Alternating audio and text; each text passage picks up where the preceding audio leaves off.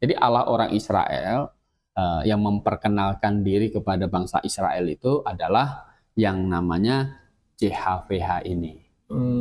Kenapa ini perlu nama? Ada nama begini, karena setelah manusia banyak kan akhirnya manusia itu bikin Allah-Allah sendiri. Gitu. Bikin Allah-Allah sendiri. Nah, akhirnya untuk membedakan Allah yang benar, yang betul-betul menciptakan langit dan bumi, dan yang bukan, maka memberi nama diri JHVH ini.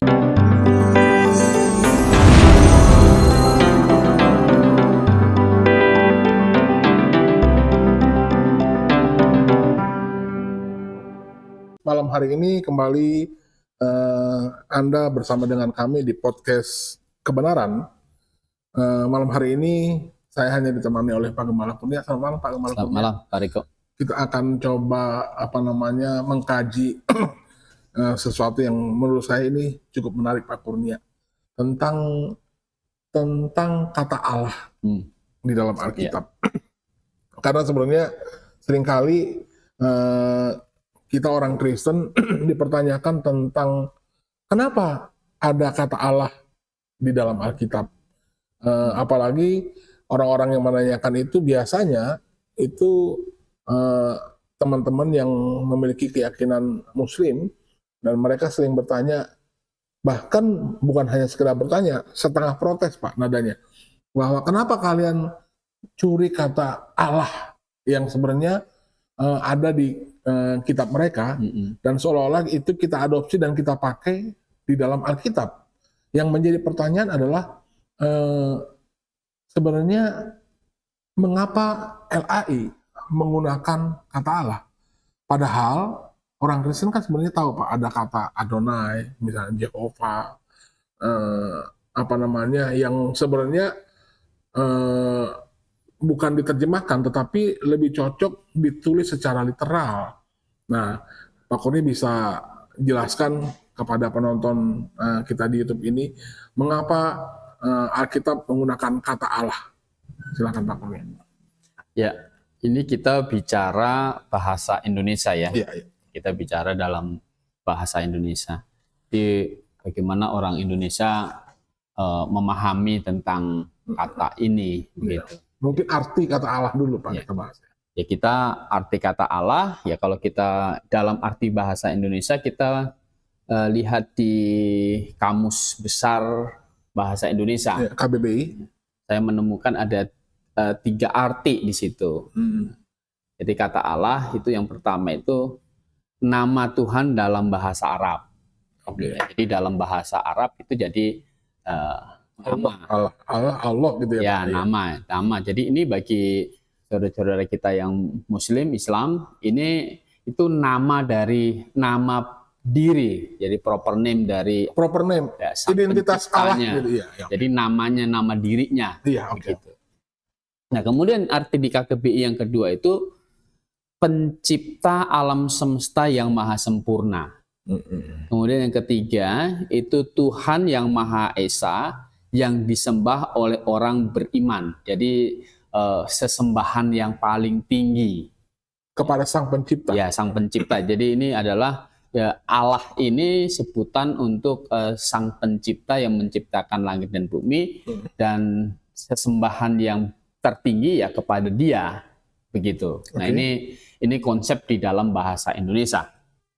Jadi kalau kita berbahasa Indonesia, ya, maka kita orang Kristen bukan yang tadi nama Tuhan dalam bahasa Arab, tetapi dalam Alkitab itu adalah sesembahan. Opsi yang kedua, ketiga tadi ya Pak? Ya, yang kedua dan ketiga. Jadi kita pakai itu udah. Jadi kata untuk sesembahan Sang Pencipta itu di dalam bahasa Indonesia ya Allah. Ya Allah gitu. Jadi itu adalah bahasa yang memang ya begitu munculnya. Walaupun mungkin orang bilang ini bahasa ini serapan dari bahasa Arab. Ya memang ya bahasa Indonesia kan tidak ujuk-ujuk ada. Iya. Ini bahasa ini adalah bahasa ya banyak juga bahasa Indonesia selain Allah ini serapan juga seperti halal, ya kan, tobat. Iya, Itu kan sebenarnya serapan dari iya. bahasa Arab, Insaf gitu ya Pak. insaf gitu. Ya bukan hanya bahasa Indonesia itu kan bukan hanya serapan dari Arab saja, ada banyak juga yang serapan dari misalnya kata bahasa Inggris kan juga Iya, betul. juga ada begitu. Nah, jadi kita orang Indonesia kalau dibilang sang pencipta itu siapa? Allah. Kan gitu. Iya. Nah, maka di dalam proses penerjemahan gitu. Itu ketika penerjemah misalnya orang misionaris dari Inggris gitu kan, dia berbahasa Inggris, ketika dia mentranslate God, maka dia ketemu padanan God di dalam bahasa Inggris God, itu ke Indonesianya itu Allah gitu. Atau di dalam Ibraninya itu kan Elohim. Iya. Ketemu padanannya di Indonesia itu Allah. Ya berarti pakai Allah, karena konsep di balik kata Elohim, di balik kata God, di balik kata itu semua adalah sang pencipta. Nah, di dalam tutur bahasa Indonesia itu adalah Allah. Begitu. Iya, artinya kalau dalam bahasa Inggris nggak ditulis kata Allah ya Pak, God. God, gitu. Jadi itu arti kata Allah. Jadi gini, bahasa itu kan sebenarnya bukan milik agama. Gitu. Iya. Misalnya orang Arab sebelum Islam ada abad ke-7, tentu mereka sudah berbahasa Arab. Iya. Orang Ibrani berbahasa Ibrani, tentu tidak semua orang yang berbahasa Ibrani jadi agama Ibrani gitu kan. Kan bahasa kan bisa orang belajar gitu. Saya mau belajar bahasa Arab tentu tidak harus jadi Muslim kan begitu. Jadi kita kan agama itu, bahasa itu kan bukan agama. Iya. Itu dulu yang harus dipisahkan dulu ya. Betul. Dan bukan berarti orang yang pakai bahasa Inggris sama dengan orang Kristen kan begitu. Iya, begitu. Karena memang sebenarnya Alkitab sendiri dalam bahasa yang ada di Indonesia ya. Dalam bahasa yang ada di Indonesia berarti kan ada bahasa Batak, ada bahasa Jawa. Berarti kata Allah itu sendiri diterjemahkan dalam bahasa mereka masing-masing yang di Indonesia. Betul. Jadi gini, penerjemah itu kan tujuannya adalah pasti penerjemah itu ingin menyampaikan gitu kan pesan ya di dalam bahasa sana, ini ke dalam bahasa yang mau diterjemahkan ini apa. Kan gitu. Jadi penerjemah itu kan pasti paling nggak dia harus tahu bahasa yang mau diterjemahkan dan bahasa yang tempat itu mau mau diterjemahkan itu. Bahasa asalnya sama bahasa yang mau diterjemahkan. Begitu. Jadi biasanya dia akan bergaul dulu. Gitu. Kalau tidak ada kosakatanya gitu. Mungkin jadi akan bikin kosakata baru. Gitu. Ya. Pernah kan ada cerita misionaris pergi ke Papua. Gitu kan. Jadi katanya bahasa kata domba itu tidak ada. Kata domba tidak ada di Papua. Kata domba itu tidak ada. Berarti dombanya nggak ada di Papua nih. Betul. Yang menurut misionaris itu kan ada cerita yang saya pernah dengar begitu. Jadi kemudian karena kalau misalnya kan Yohanes 1 ayat 29, lihatlah anak domba Allah yang menghapus dosa dunia. Nah, domba ini apa susah ini kan gitu. Karena di Papua yang banyak babi ya Pak. Nah, jadi kalau mau diganti lihatlah anak babi Allah kan jadi salah. Jadi yang dilakukan satu misionaris itu adalah apa? Dia pergi ke tanah Jawa ini, bawa domba ke sana, kasih tahu ini domba. Gitu. Apa nyebutnya? Kamu ini nyebut ini apa? Gitu. Berarti di Papua waktu itu sendiri orang-orang Papua nggak tahu itu adalah domba. Domba, gitu? Ya. Menurut misionaris itu kan. Jadi apa ini? Disebutnya, kamu ini nyebutnya apa? Nah, maka kata domba itu tadi ya inilah gitu. Hmm. Nah, kenapa tadi Pak Riko di depan bilang kata kenapa tidak Adonai atau sebenarnya Adonai itu bukan Allah, ke Tuhan, gitu. Tuhan. Jadi ke yang Allah itu yang Ibrani itu Elohim. Ya. Kalau yang Yunani itu kan yang Theos. Iya. Jadi kenapa tidak kok nggak diadopsi aja Elohim begitu kan, atau Theos gitu. Iya. Jadi kan masalahnya Sang Pencipta itu di dalam kosakata bahasa Indonesia itu sudah ada, gitu. Yaitu Allah itu, kan gitu. Jadi kalau orang Indonesia nyebut yang maha tinggi pencipta langit dan bumi apa? Ya kan? Allah. Ya. Karena orang menyebutnya Allah, ya kan, dalam bahasa Indonesia, ya sudah itu diterjemahkan menjadi Allah, gitu. Karena konsepnya Allah dan Elohim dan Theos itu sudah sama. Gitu. Konsepnya yang sama. Konsepnya sudah sama, yaitu Sang Pencipta itu. Kalau saudara kita Muslim kan bahwa sebenarnya nama Allah itu adalah proper name, artinya memang identitasnya Allah mereka ini. Ya, nama mereka. Nah, bagaimana dengan Allahnya orang Kristen menurut Alkitab, Pak? Apakah Allah memiliki proper name yang seperti itu juga? Allah di dalam bahasa Ibrani ya, Ibrani itu proper name-nya itu JHVH itu, ya. Jadi ada 4 huruf ya kan. Nanti di dalam King James itu diterjemahkan menjadi Jehovah. Nggak ada huruf hidupnya ya, Pak? Ya, di Ibraninya tidak ada, tetapi orang penulis penerjemah ke dalam bahasa Inggris menyebutnya Jehovah karena dari itu Masoretic Text gitu. Masoretic Text ini adalah itu kelompok orang Yahudi yang menjaga bahasa, ya. Kemudian dia yang akhirnya memberi huruf hidup di dalam teks huruf mati itu. Maka bacanya Jehovah. Maka penerjemah King James menyebutnya itu sebagai Jehovah. Kalau di dalam bahasa Indonesia hanya Tuhan saja. Begitu. Coba kita baca ini Kejadian. Ya. Nah, pasal 4 itu. Kejadian pasal 4 ayat yang ke-26. Lahirlah seorang anak laki-laki bagi Set juga, dan anak itu dinamainya Enos.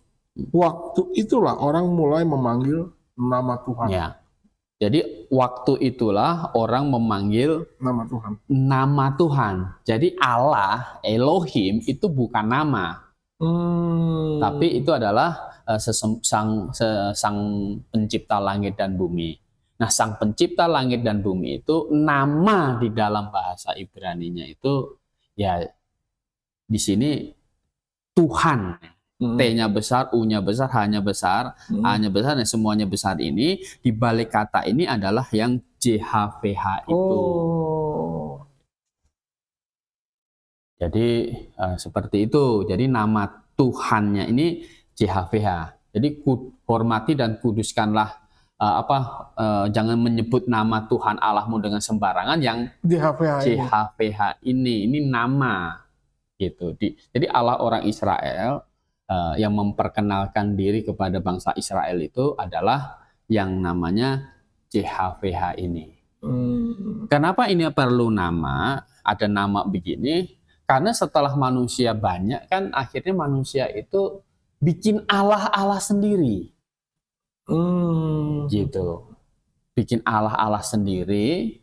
Nah, akhirnya untuk membedakan Allah yang benar, yang betul-betul menciptakan langit dan bumi, dan yang bukan, maka memberi nama diri JHVH ini. Berarti sebenarnya Allah sendiri sebenarnya tidak penting untuk memiliki nama ya Pak. Kan ini kan cuma satu. Betul. Yang manusia ini kan banyak, makanya perlu dikasih nama.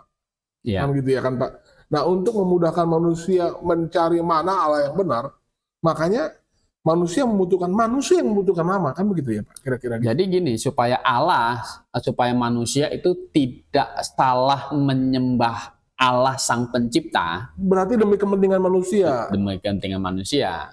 Nah, Allah memperkenalkan dirinya bahwa dirinya adalah JHWH itu. Itu di dalam bahasa Ibrani. Iya. Begitu. Nah, itu di dalam bahasa Ibrani seperti itu. Ya. Jadi dan nanti di dalam bahasa Yunani Perjanjian Baru, Iya. Perjanjian Baru ini JHWH ini sudah tidak ada. Gitu. Jadi tidak ada. Jadi padanannya JHWH itu adalah nanti kurios. Kurios. Jadi artinya? bukan nama diri lagi, Tuhan. Oh. Gitu. Kurios itu Tuhan. Kurios itu adalah Tuhan. Ya. Jadi di dalam kitab Perjanjian Baru itu tidak ada nama diri dari JHWH lagi. Kenapa? Karena Tuhan JHWH yang menjadi manusia itu sudah punya nama diri yang disebut Yesus Kristus. Gitu. Iya. Jadi untuk akhirnya manusia mengenal Allah yang benar, ya, jadi sekarang dikenalkan dengan nama Yesus Kristus. Yang gitu. Allah menjadi manusia. Yang Allah menjadi manusia, begitu. Jadi JHWH itu kan di dalam Perjanjian Lama ya Bapa juga JHWH, Firman JHWH, Roh Kudus itu JHWH, gitu. Jadi itu nama diri kan Allah Tritunggal kan? Iya. Itu nama untuk Allah Tritunggal JHWH itu. Nama kesatuan dari Allah, Betul. tiga pribadi Allah. Jadi Yesus sendiri bisa disebut JHWH, Allah Bapa bisa disebut JHWH, Roh Kudus sendiri pun bisa disebut JHWH. Iya. Itu nama diri Allah Sang Pencipta, karena Allah Sang Pencipta kan memperkenalkan diri di dalam Alkitab itu sebagai dengan Tritunggal, begitu. Nah, jadi kita berkata bahwa Perjanjian Baru di dalam bahasa Yunani tidak ada muncul nama pribadi Allah JHWH itu. Gitu. Karena apa? Karena Yesus Kristus, Yesus itu kan sudah nama pribadi. Jadi kita mengenal Allah yang benar ya di dalam Yesus Kristus. Gitu. Karena di dalam Perjanjian Lama sebenarnya yang memperkenalkan yang nampak kepada manusia itu ya Yesus Kristus. Yesus Kristus. Ya. Berarti Yesus pernah menampakkan diri ya Pak? Coba kita baca dulu di Injil Yohanes pasal 1 ayat 18 itu. Tidak seorang pun yang pernah melihat Allah, tetapi anak tunggal Allah yang ada di pangkuan Bapa, dialah yang menyatakannya. Iya. Jadi tidak seorang pun yang pernah melihat Allah, itu maksudnya ya Allah Bapa dan Allah Roh Kudus kan gitu. Iya, oke. Tetapi anak tunggal Allah, yaitu Yesus Kristus, yang ada di pangkuan Bapa, dialah yang menyatakannya. Jadi berarti dari ayat ini kita melihat bahwa yang ketemu dengan Abraham, gitu kan, yang berjalan-jalan di Taman Eden, gitu kan, di Taman Eden, kemudian bergaul dengan Henok, gitu kan, kemudian dengan Abraham ketemu dengan Abraham, ya, Gideon, yang punggungnya dilihat Musa, gitu. Itu adalah ya Yesus Kristus. Yesus Kristus, anak Firman itu sendiri. Iya, anak tunggal Allah ini, gitu. Yang katanya menyatakannya, gitu. Jadi maka Tuhan Yesus waktu di Yohanes pasal 14 itu kan Filipus, Tuhan tunjukkanlah Bapa itu kepada kami, itu sudah cukup. Kan gitu. Minta tolong kasih unjuk itu. Itu maksudnya begini, tolong tunjukkan Allah itu. Gitu. Nah, mereka kan murid-murid waktu itu belum betul-betul yakin Yesus itu Tuhan Allah kan gitu. Kenapa? Karena kan belum tanda terakhir nanti kebangkitannya. Iya. Gitu. Maka waktu itu Tuhan Yesus bilang, dia kan mau lihat Allah. Filipus, sudah sekian lama kamu itu bersama-sama dengan aku. Kamu melihat aku itu sudah melihat dia. Luar biasa. Gitu. Jadi maksud Tuhan Yesus adalah kamu mau lihat Allah. Ini Allah yang menampakkan diri ini, saya ini. Padahal Yesus waktu itu sudah banyak bikin mukjizat ya, Pak? Iya. Gitu. Jadi pengertian mereka tentang Allah, tentang Yesus adalah Allah, itu sangat atau menjadi lengkap, menjadi mantap setelah kebangkitan dari Tuhan Yesus Kristus sebenarnya. Ya. Jadi baik lagi kenapa kita di dalam bahasa Indonesia pakai Allah, ya karena itulah kata yang konsepnya sebagai pencipta langit dan bumi di dalam bahasa Indonesia. Ya. Begitu. Ya. Oke. Baik Pak Kurnia, sebenarnya tentang pribadi Allah ini sangat penting untuk orang bisa menemukan yang paling tepat, karena sudah pasti kalau orang sembah Allah yang salah ini kan ujungnya ke kematian, Pak. Betul. Tetapi saat orang menemukan Allah yang benar, seharusnya dia beriman kepada Allah yang benar. Saudara, malam hari ini sengaja saya angkat tema tentang Allah karena penting. Kenapa begitu? Sebenarnya setiap manusia itu membutuhkan Allah yang benar demi keselamatan jiwa mereka. Tetapi permasalahannya adalah selain ada Allah untuk punya kepentingan untuk menyelamatkan umat manusia, ingat ada kepentingan iblis bahwa iblis ingin manusia itu semuanya binasa. Tetapi kami ada di tempat ini untuk memberikan edukasi kepada Anda bagaimana mengenal Allah yang benar. Dan manusia tidak bisa bertemu dengan Allah atas kehendaknya sendiri, melainkan Allah yang memperkenalkan dirinya kepada manusia. Begitu ya Pak kira-kira. Ya. Oke, masih ada pertanyaan selanjutnya nanti yang kita akan bawa di episode selanjutnya Pak. Baik. Terima kasih Pak Kurnia. Saudara, ikuti terus nanti episode kedua tentang nama Allah. Selamat malam Pak Kurnia, selamat malam dan salam Maranatha.